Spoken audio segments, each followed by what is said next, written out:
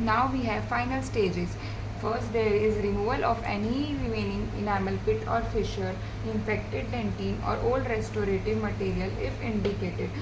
Means suppose we have any extra pit or fissure on your occlusal surface, you need to include that in your cavity preparation.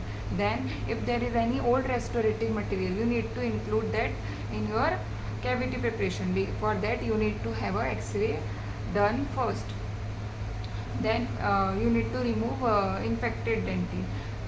For that you need to know what is infected and affected dentine. Infected dentine is decalcified or decayed part of tooth structure. In this you can see the blackish part on your tooth surface. This is infected dentine, and beneath that you have an affected dentine which can be remineralized, but the infected dentine cannot be remineralized. It is dark brown in color and the affected dentine is light brown or slightly yellowish in color. The infected dentine is soft decalcified part which can be removed by spoon excavator easily, but the affected dentine can't be removed by spoon excavator because it is hard in nature. Then infected dentine has high concentration of bacteria, but the affected dentine do not contain bacteria. In infected dentine, collagen is irreversibly denatured, but in affected dentine it is reversibly denatured. The infected dentine must be removed because it is decayed, decalcified, and it has contains high concentration of bacteria, and it is soft in nature, so you can easily remove it with a spoon excavator. But the affected dentine should be preserved because we are aiming for conservative approach. Sixth is pulp protection if indicated.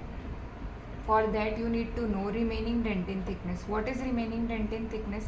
It is the distance between your floor of cavity to your pulp chamber. If it is 2 mm, then it is adequate. You can apply varnish. It is a thin layer which get evaporated, sealing your dentinal tubules. If the remaining dentine thickness is 0.5 to 2 mm, then base is indicated. It is a thick layer which provides protection to your pulp chamber.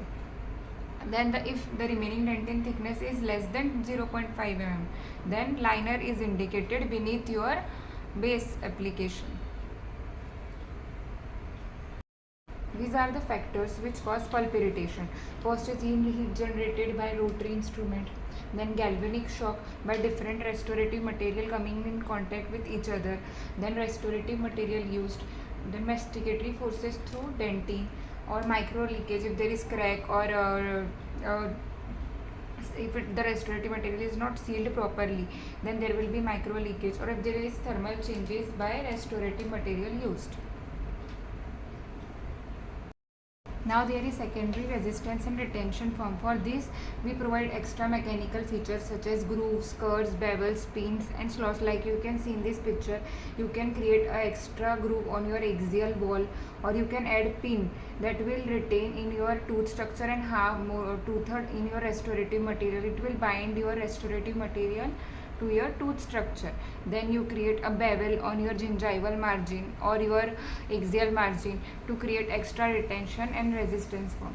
Then your placement of etchant, primer and adhesive on prepared wall also creates a resistance and retention form, likewise in your composite restoration. 8th is procedure of finishing the external walls of tooth preparation. For this, following factors needs to be considered. The direction of enamel rod should be considered. It is different in permanent and deciduous tooth. There should not be unsupported enamel rods. Your enamel rod should always be supported by dentine. The location of your margin, the degree of smoothness and roughness, and type of restorative material used, because there are different type of margin for different restorative material. These features, there are 2 features you need to include in your final finishing of external walls. First is design of cavo surface angle. It is different for different restorative material. Like in amalgam, it is butt joint. In composite and cast metal, it should be beveled. And there last, the degree of smoothness and roughness of wall. Now in final procedure, we do cleaning, inspecting and desensitizing. In cleaning and inspecting, we clean our cavity with water syringe, then we dry it with burst of air. Then we do desensitizing. In desensitizing, we occlude dentinal tubules which limit potential for tubular fluid movement, which will result in sensitivity. As you can see, this is a single dentinal tubule which is hollow on the inside and have odontoblastic process towards the pulp. If we seal this area by forming a plug towards the enamel, the signals transferred towards the pulp will get blocked and there will be no dentinal fluid movement, which will prevent sensitivity.